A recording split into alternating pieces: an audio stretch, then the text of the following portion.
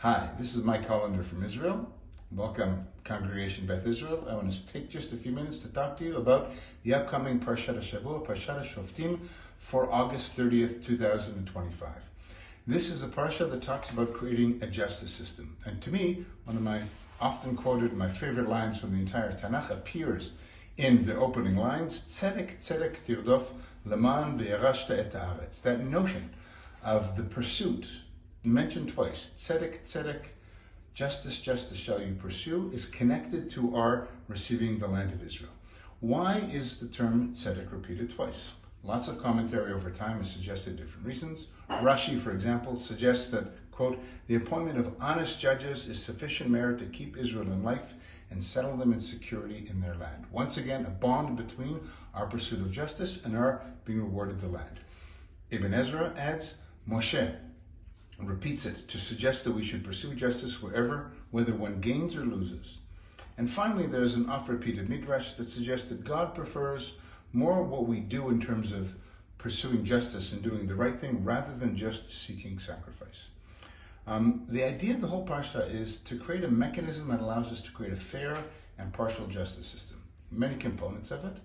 One, most important perhaps, is the notion of having at least two witnesses in a trial, so that we can't just have one person supporting one of the sides in the trial.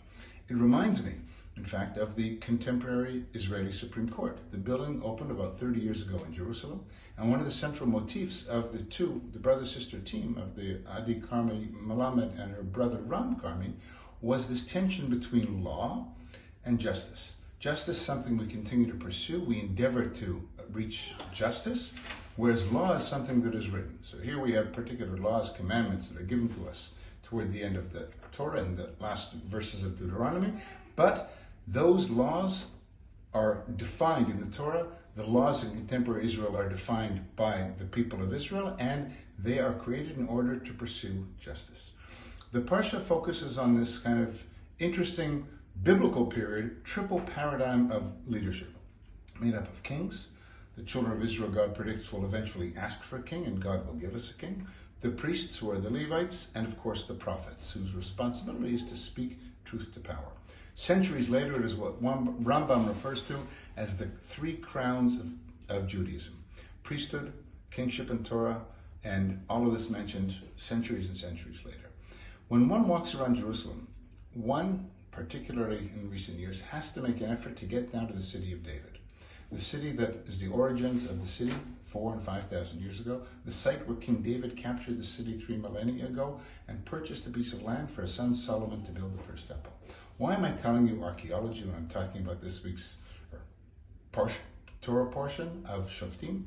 Because David wants to build a temple, but God, realizing that David is a warrior with blood on his hands, says that he cannot build that temple.